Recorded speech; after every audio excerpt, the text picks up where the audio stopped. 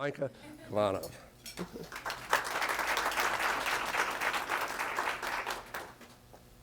Well, good morning. So, as John said, I'm going to talk with you this morning about situation awareness. And the first thing I'd like to do is start off with a slide that describes what I'm talking about with situation awareness, because I think a lot of people often have slightly different pictures of what that actually means. So, situation awareness is actually a term that comes out of the fighter pilot community. It's a term that I trace back to at least World War II. Mike? Okay, can you hear it now? All right. It's a term I trace back to at least World War II.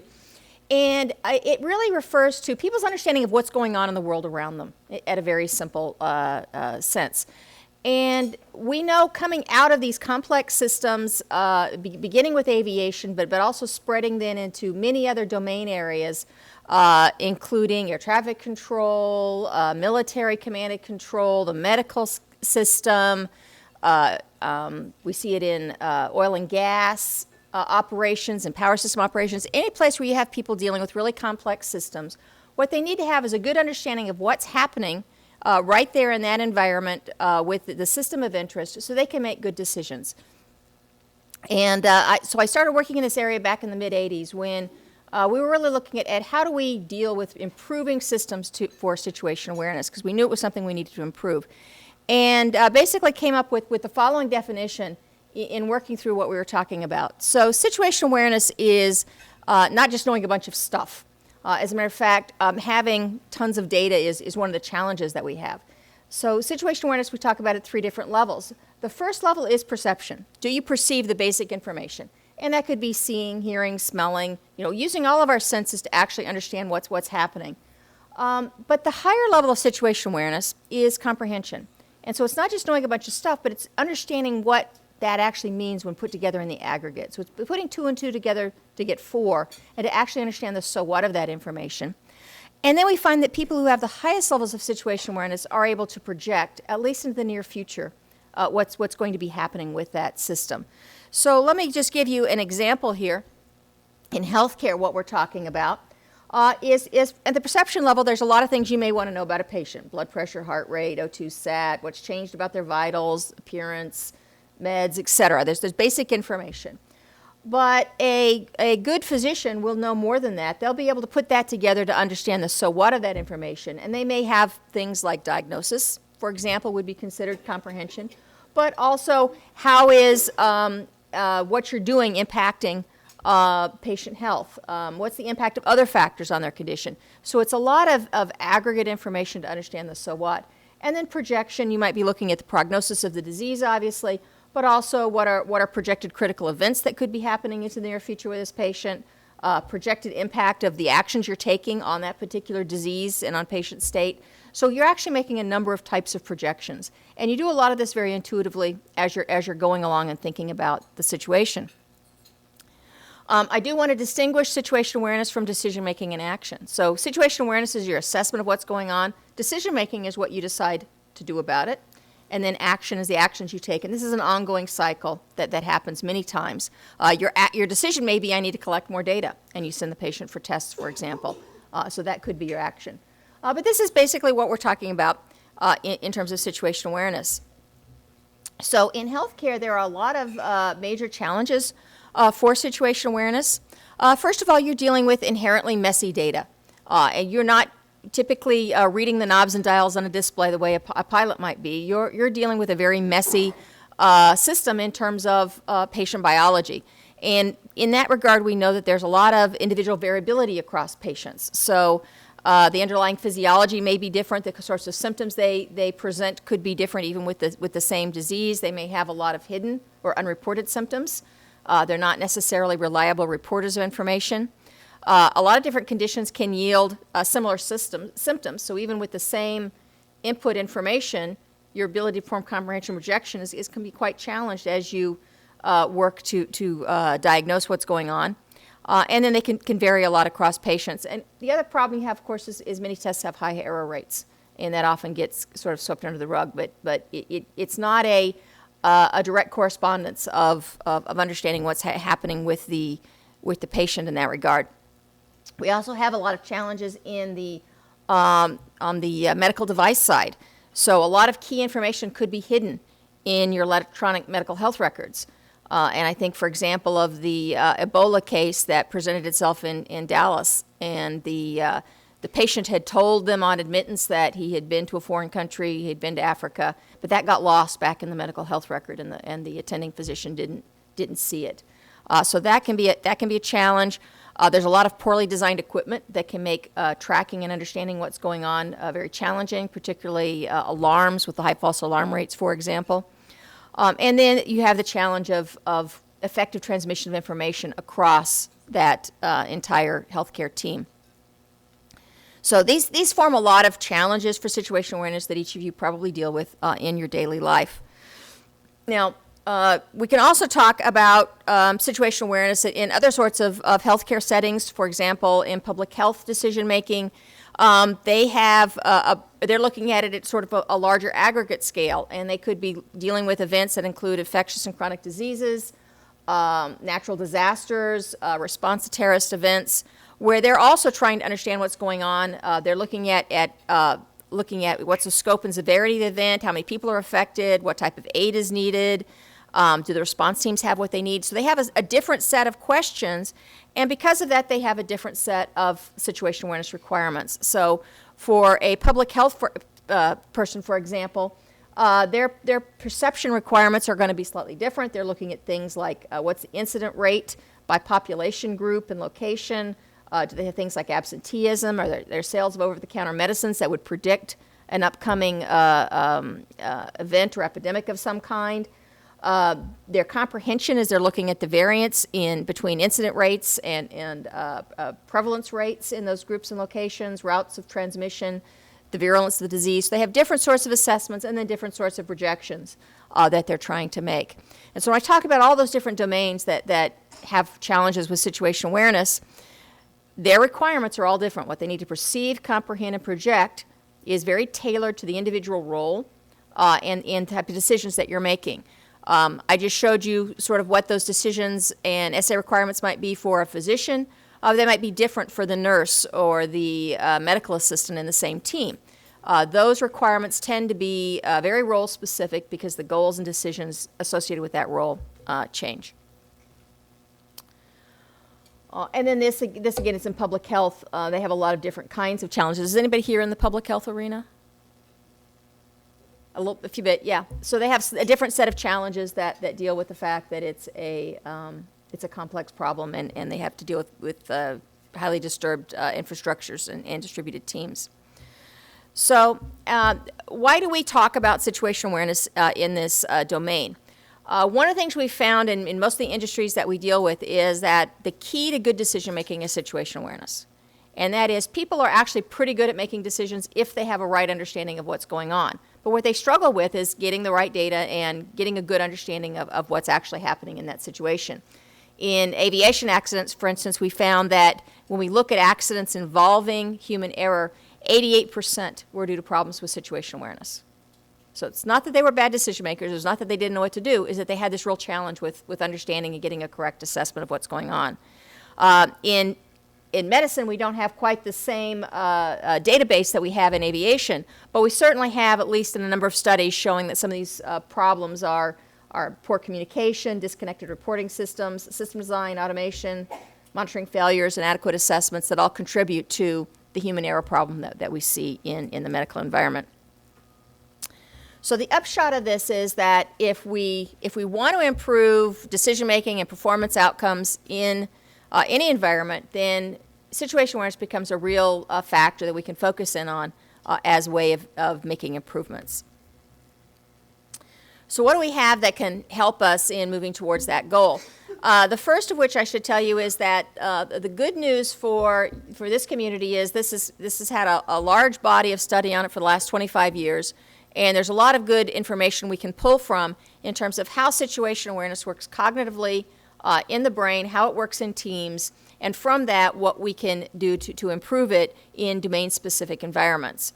First of all, this is a detailed cognitive science model that's built on how people do situational awareness in the brain. I won't go through all of this in detail, but it is out there if you want to read that. But I will hit some of the highlights because that really gives us directions that we want to go for improvement. So starting over here on the left, basically there's a lot of data that's coming in that we have to perceive, comprehend, and project. If you have to do that from scratch, oh, thank you so much. If you have to do that from scratch, what we find is that people are very cognitively overloaded. So when you were brand new to the profession and you were, first probably a first-year resident or something, you're going through and you're looking at all that information and you're very quickly overwhelmed with all of that data. There's a lot going on and it's very hard to perceive, comprehend, and project. Anytime you're new to a system, that's the problem. So if you're a brand new driver when you're 15 years old and learning to drive the car, you're really overwhelmed with all that data. It's very hard to perceive, comprehend, and project all in limited working memory. What happens is over time you get better at it, and the reason you get better at it is you develop sort of mental models of how the system works. And what that allows you to do is, first of all, direct your attention appropriately. So instead of 3,000 bits of data all hitting you in the face and you can't figure out how to prioritize it, mental models of the system will help you direct your attention to saying, this is what's the most important information. It also allows you to do comprehension and projection. So unless you have a good model of how the human body works, for example, you'll never be able to figure out how do these three unrelated cues actually form an understanding of what's happening in the underlying system. So our mental models could be of the physical system of the human body. You'll have mental models associated with how disease states work. You'll have mental models associated with how a particular hospital system works, so an organizational model. All of those things allow you to do comprehension and projection much more rapidly.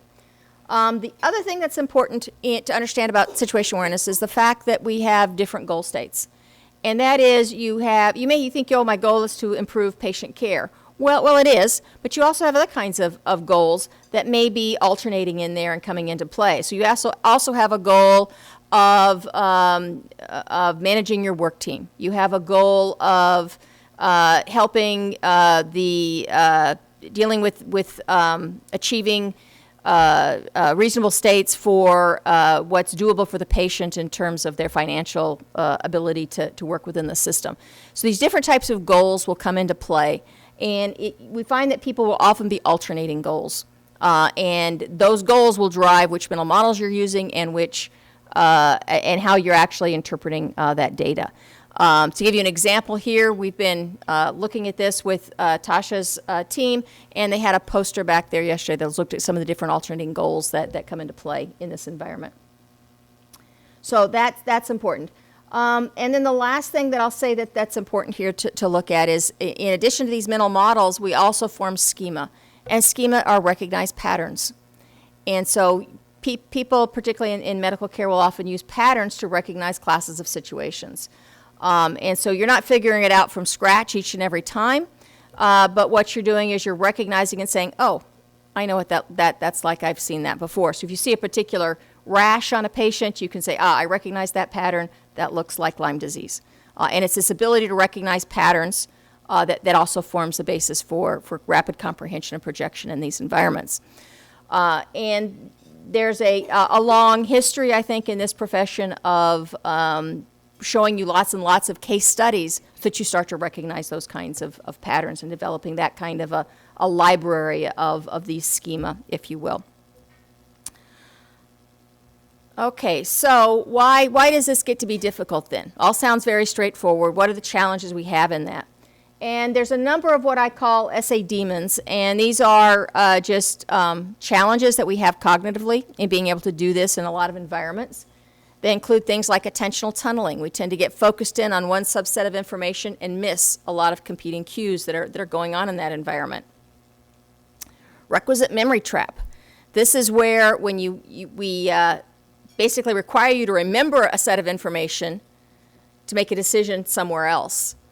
Short-term working memory is not all that good. It's error-prone. And so anytime you've got to retain some information in working memory and then go over here to do something else, you're going to have a challenge. So an electronic health record where you've got the data on one screen and then you've got to go 6 screens over to start to do something else where you needed that data, what's the probability you're going to misremember something, or particularly if it's codes or other kinds of things. Those are kinds of things that we see that mess up situation awareness. WAFOs, workload, fatigue, and other stressors. So basic data shows that when you're under cognitive workload, when you're fatigued, that's these all-nighters or long work hours you're doing, all those things tend to act as stressors. And what stressors do is they reduce your working memory. So we already had a limited amount of working memory for putting all this stuff together. When you get fatigued, when you're under workload, anxiety, stress, all of those things will act to kind of reduce that working memory.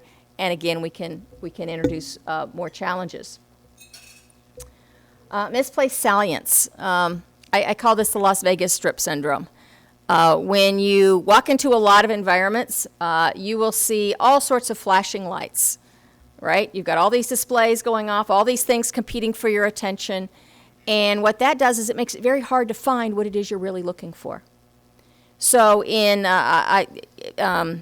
you're Googling sometime and you're going through some of these websites and they've got things that are jumping up and down and bouncing at you, it's very hard to ignore those things that are distracting your attention to find the information that you're looking for. In a lot of electronic health records, you see a lot of various colors that are all being used. That highly salient information will actually distract you from what you're looking for if it's not the most salient information. So things like bright lights, the colors red, motion, all of those things should be used only for really, really important kind of information. Complexity creep is a real challenge across all of our systems, and that is as the more complex these systems get, the harder it is to get mental models of how they work. And you'll particularly see this happen with automation as we add more and more complex automation into our systems. Really getting an understanding of how that thing is going to work can be very challenging. And if you don't have a good mental model of it, then you'll make incorrect assessments in understanding particularly comprehension and projection of what that system will be doing. And we've seen this with, for example, pumps that are used for automatic drug administration. We've seen errors happen in that area. Errant mental models is where you look at a piece of information and you misinterpret what that actually means because you're matching it to the wrong set of patterns.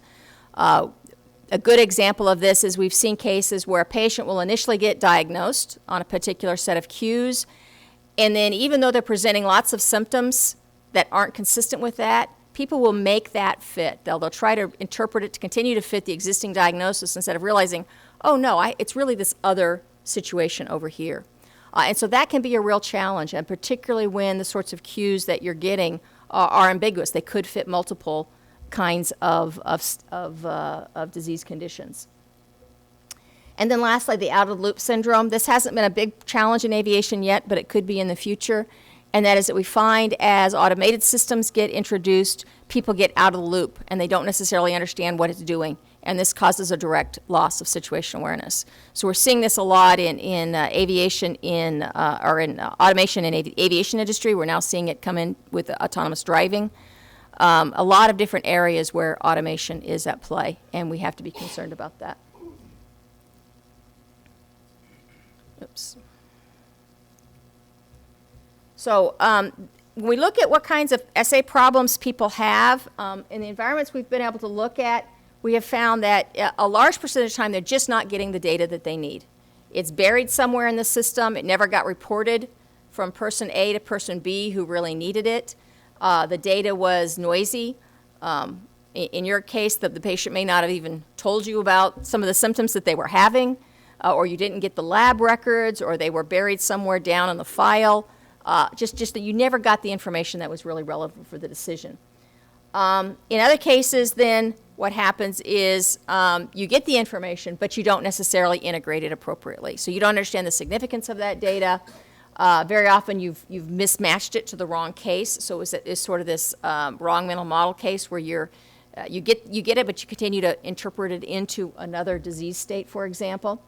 Or it could be something simply not known. You've never seen this kind of case or condition before.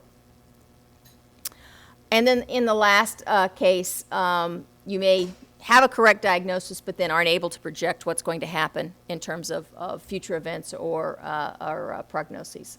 So those are some of the kinds of challenges that we see that are out there, just as a general background. All right, so what can we do about this? And what are some of the techniques and procedures that are available to help in this industry? I think it's worth looking at sort of two different ways in which we can look at this. One is sort of in terms of the system. What are the systems that we're providing? How do we design those to be able to better improve your ability to get appropriate information? The other is sort of here in terms of the knowledge, experience, and training of the individual professional that we're talking about. So there's sort of this training aspect and this design aspect, and both are actually relevant to situational awareness. So I'll talk first about the training side. One of the first things that is worth pointing out is that there's huge individual differences in people's ability to get accurate situational awareness out of the same environment. When I looked at this with experienced military fighter pilots, I found a tenfold difference in SA ability.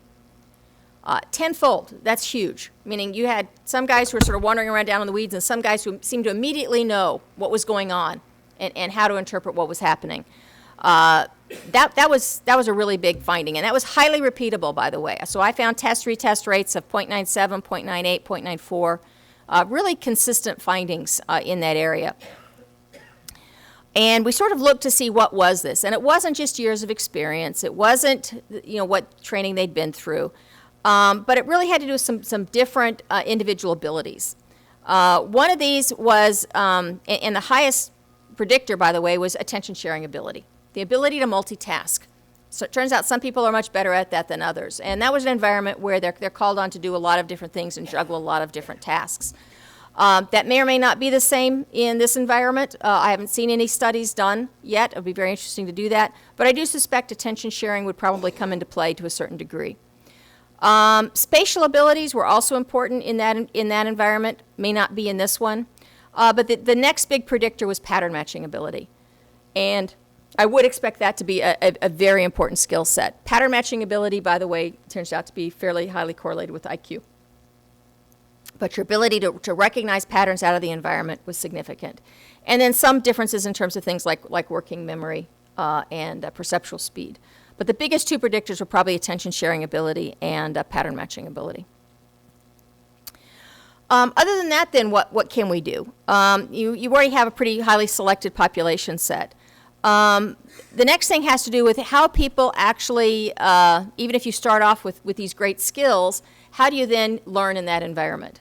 Situational awareness is not something that's easily transferable between environments, and that's because what people have to do is they have to build this large library of schema. They have to build this large library of mental models that are appropriate in that environment. So a lot of what we can do is helping people to build up the appropriate knowledge bases that are important for situational awareness. And part of this is understanding what the critical cues are, how to do attention sharing, how to juggle information. Sometimes those things are picked up easily by an individual. They seem to do it intuitively.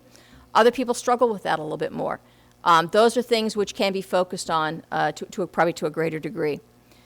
And then there's skills associated with how we manage information, how we direct attention, how we gather information in various environments, how we communicate. That can be extremely important for gathering information, particularly in a profession which is very people-oriented. And that is where a lot of our information comes from other people, either the patient or others on our team. There have been some approaches that have been developed for training situational awareness that are probably worth pointing out. Some of these are directed at basic skills. We have found that just understanding how to communicate effectively, for example, can be an issue. How to attention share is something that can somewhat be trainable. So sometimes there's some basic skills that are needed in an environment, particularly when you're dealing with novice populations. So your first year, second year, third year residents, for example, who are still learning how the system works, would be good targets for that. Others have dealt with basically using computers to build up these mental models and schemas. So instead of having to just do rounds and learn whatever cases came through the door, can we capture those in rich multimedia? And particularly for a lot of novel situations people may not see, You can use these computer devices to help build up an understanding of what some of these cases may look like. Another interesting approach has been Savvy, virtual instructor, and what we did there was, in addition to showing these sort of video examples of cases, what we would do is you would rate how well people were gathering and performing essay related skills during that encounter. And what you then did was that was then compared to an expert to say, were you paying attention to the right things? Were they looking at the right sorts of behaviors? Did they key on things? And this is particularly effective at gathering new skills in individuals. What we have found is that while people don't like being judged themselves, they're very happy to judge other people. So, for instance, we developed a program like this for new drivers, for 15-year-old drivers. And while they don't want to listen to mom and dad telling them what to do, they were very happy to criticize other drivers and saying, well, they should have done this and they should have done that and they should have looked at this. And then because you can compare that to what the expert was saying were the appropriate things, and it allows you to fine-tune your own skills in a vicarious way that's safe for doing that. And then the last thing that I would point out that I think is quite interesting is VESARS. And this is a way of getting essay feedback. And so we all know that learning is really dependent on getting good feedback, right? Well, how good a feedback do people really get on their own situation awareness? Not so much. You know, if things come out well, you think, oh, great, I must have been brilliant. And if they don't, then, I don't know why that went badly. But you don't really find out did I just make a wrong decision, or did I not have the right information? We really don't know that in many cases.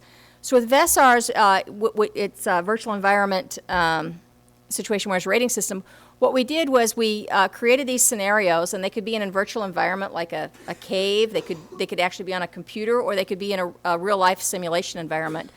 But during the simulation, we would have people's situation awareness measured, basically.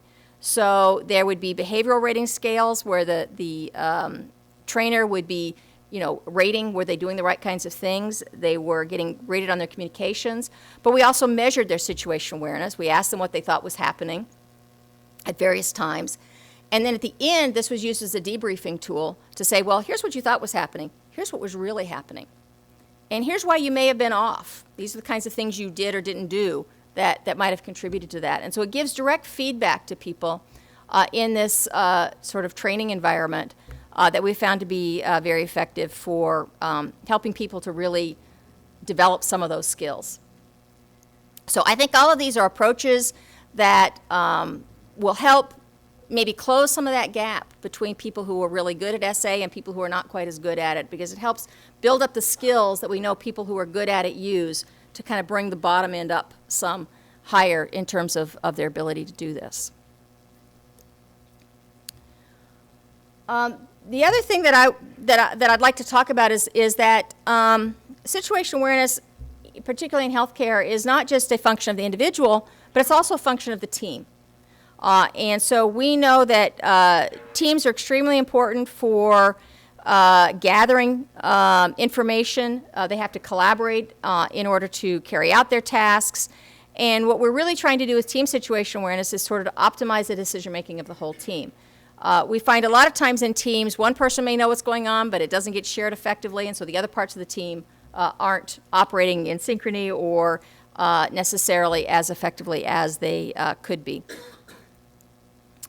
So just to briefly say what I mean by team essay, basically each person on the team tends to have their own goals and their own decision requirements. So in this example, we have an anesthetist, a surgeon, and a nurse, for example.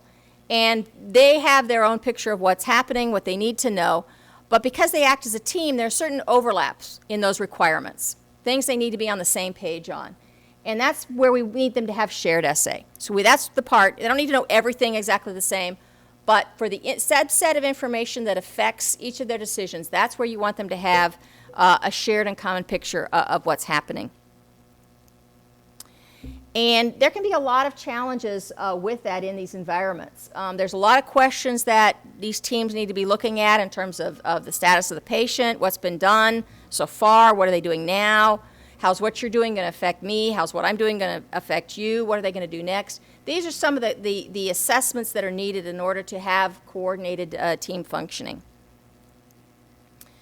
But we know there's a lot of challenges with doing this in a lot of these kinds of organizations. So in many cases, information falls between the cracks. It simply never gets between person A and person B. It's lost in the system. It never gets transmitted. And so key information is missing. In other cases, we find that, that the bridges that they use between teams can be weak or easily broken. Yesterday, we saw an example where they were just looking at communications, and there were these sort of central people. And if that person was out that day, would the information not get transmitted from person A to person B, for example? So there can be these bridges that can fall. And we've seen in these environments a lot of challenges. You know, some is just sort of at the basic perceptual level. You know, did the basic data get transferred? But it tends to be a bit more complicated than that, in that a lot of times the information will get transferred, but it doesn't get interpreted in the same way. And so I can say, and very often that's where the way that people communicate. So you may say the person has X condition and expect the other person's going to know the significance of that, but they may not have the same mental models. They may not interpret it the same way. They may not realize that you assume that means that, oh, we need to run this test, and they don't necessarily realize that. So it's how we interpret information that matters. At one point, I remember I was at a conference, and I had to do a presentation, and I was looking at my slides, and my graduate student was with me, and she said, you know, Mica, it's 10 o'clock. And I said, oh, yeah, okay, it's 10 o'clock, you know. Kept going, and she said, Mica, it's 10 o'clock. Oh, yeah, okay, fine. Because my presentation was at 10:30, so, you know, I wasn't worried about it. Well, you know, about 10:15, I went down to the room, and they said, Mica, where are you? You were supposed to present at 10 o'clock. It's like, oh, I didn't realize it. And that's an example of where we communicate at the data level, not at the comprehension level. So she thought she was telling me, you know, you're going to be late, you need to go. But because I was interpreting it differently, because my mental model was different, then we weren't really on the same page. And that's the kind of challenge that we see. And then at the projection level. And so are we sharing projections to guide expectations? And in looking at a lot of team operations, I can tell you that we often communicate at the perception level and not at the comprehension and projection level. And that's where teams get off. Particularly because we can all form different assessments. So that's our real challenge then, as we move from individual essay to team essay, is first, we can be looking at different data, we can be in different environments, but do we interpret it the same way? And unless we have good communications going on, then we're not going to be sharing and informing that common situational awareness of what's going on. So there's been a lot of work looking at team essay. We have looked at, you know, what are the kinds of requirements that have to get shared between teams. We've done a lot looking at team essay mechanisms, and this idea of shared mental models. If people have more common, consistent shared mental models, then we find it's much easier to get to shared understanding and projection than if they don't.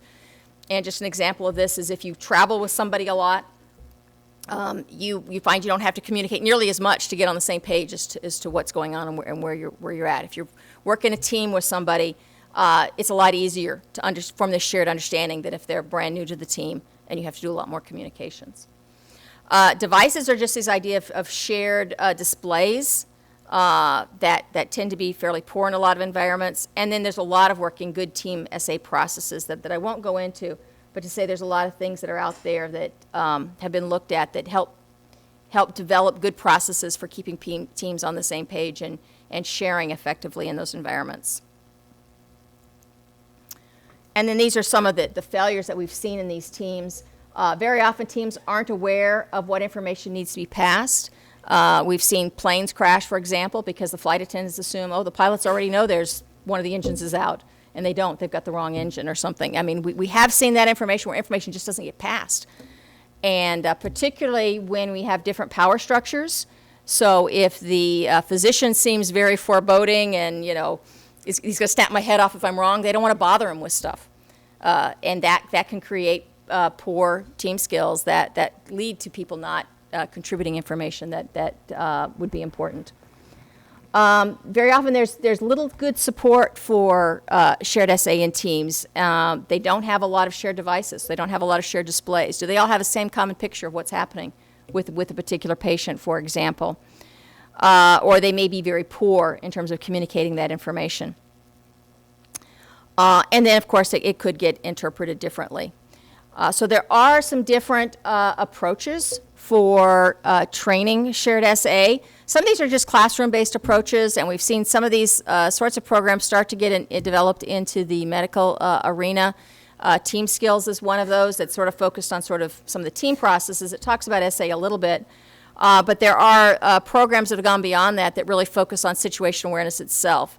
So, for example, we've done this in aircraft maintenance, where you have distributed teams that we need to get coordinating on the same page and deal with things like how they get shared mental models across the team, how do they deal with things like shift changes, where a lot of information tends to fall between the cracks, what are good processes to put into place.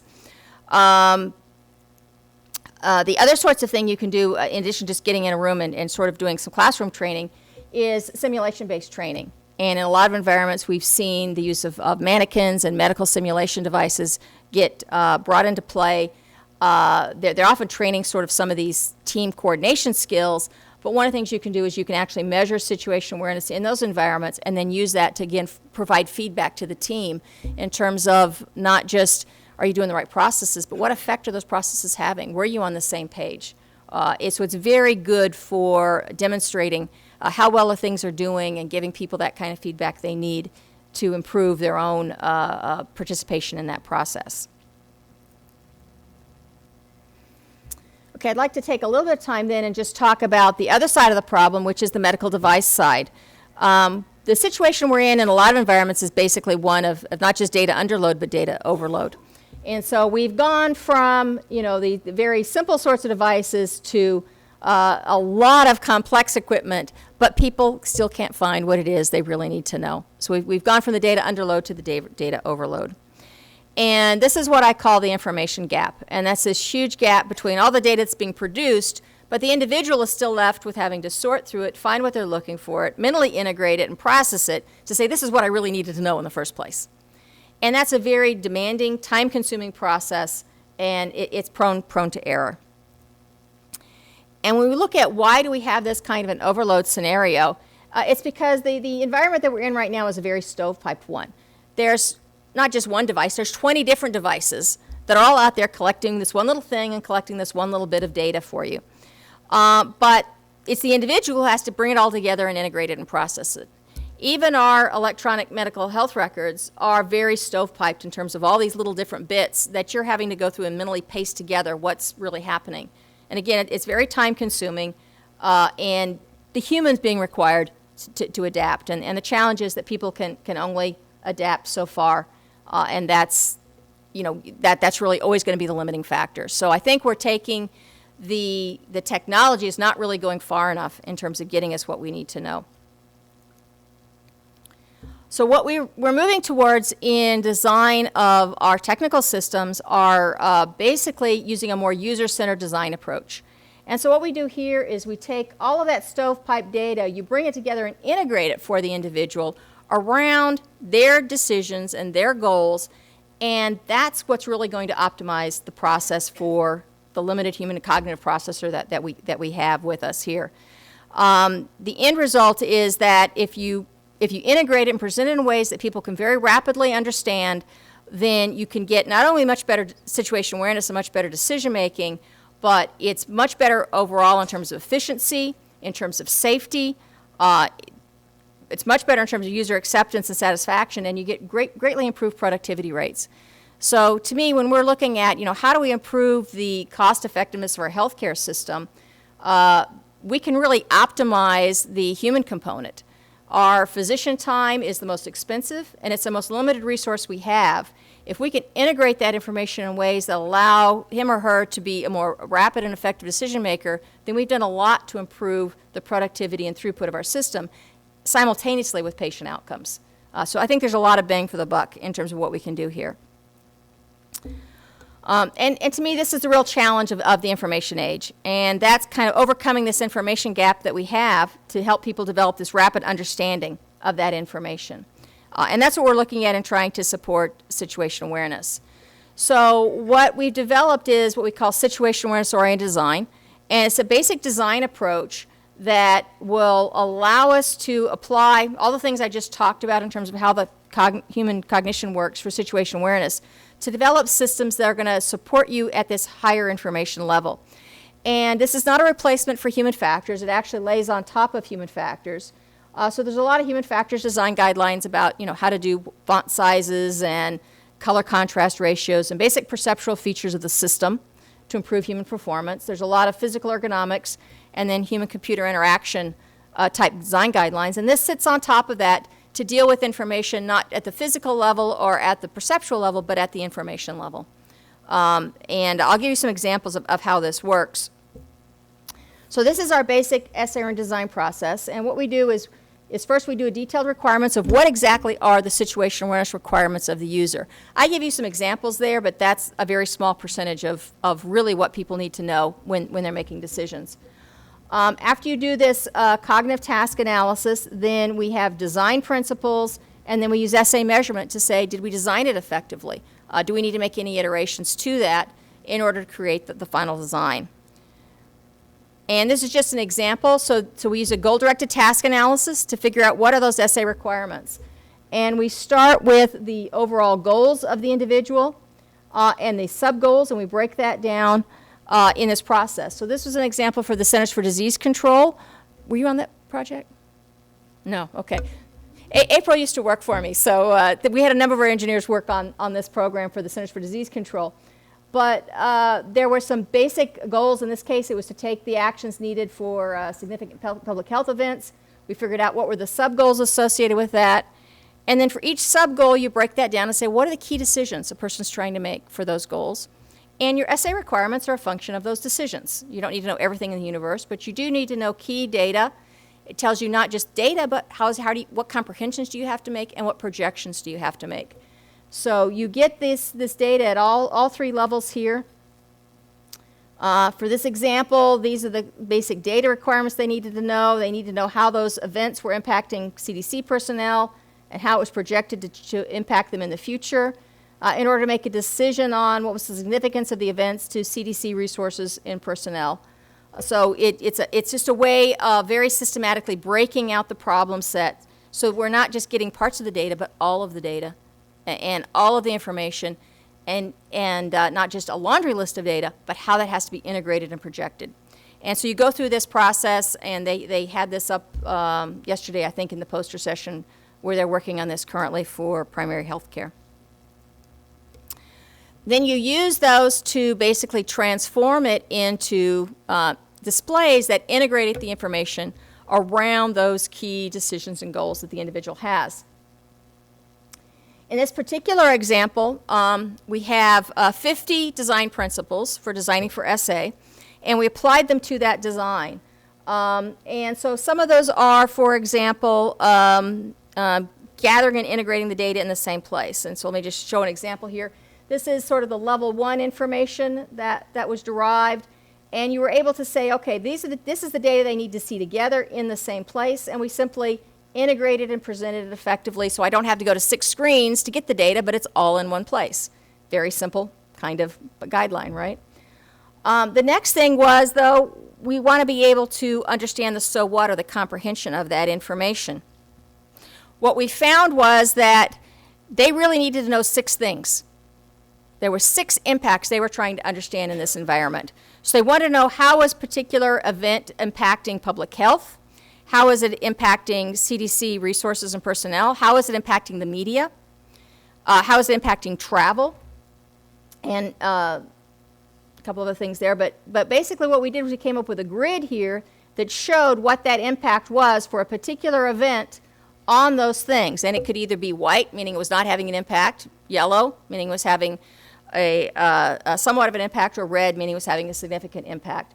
And so at a glance then, when the director of the Centers for Disease Control says, what's happening on Ebola, they could look at the screen and tell exactly what the status was of that particular event at that time, as it was rated by the individuals who were often epidemiologists with particular kinds of skill sets. And you could track how those things were changing and what was having an impact or not an impact on the display that they were using. And that's sort of what we're showing here. And you can see this in a graphical mode. You could see it in a table. So you could see it in different sorts of ways as those different events were happening. And so this gave them basically a monitoring display that they were able to track what was happening with these events. The other thing they want to know is projection. And so this was an example of a timeline event. We could see how this particular event was changing over time, what the significant status was, and then where it was projected to go in the future. So this event, which was a tsunami that was kind of winding down, these events looked like they were projected to get worse going into the future. And it just gave a very graphical, easy to understand way of very rapidly understanding what was happening with that scenario. Now, we've used this kind of process in a lot of different environments. We did this for Army Command and Control for 108 different Army roles. So they were customized to that particular role in terms of the kinds of information that they needed to very rapidly see and understand. We've done this for oil and gas operations. We've done this for power system operations. And we've used this in the medical environment. So there are a lot of different ways you can apply this. Basically, if you go through and do your cognitive task analysis, really understand what that key information is. But the main idea is you want to get it in ways that you can gather to understand it at a glance. So I've sort of covered a lot of information very rapidly here just to give you an overview and perspective of what's possible in this area and what's known out there that's applicable to this field. We do know that it's critical for decision making, and there's a lot of challenges for it in the healthcare arena. I think there are a number of training programs that certainly could be applied in this environment, both at the classroom level or a computer-based training that would help enhance situation awareness for individuals and teams. And then lastly, there's a lot of things that can be done to improve the design of our medical systems, both individual technologies and integrated technologies to try and improve situation awareness as you go through your daily operations. Okay, so I think this would be a good time for questions.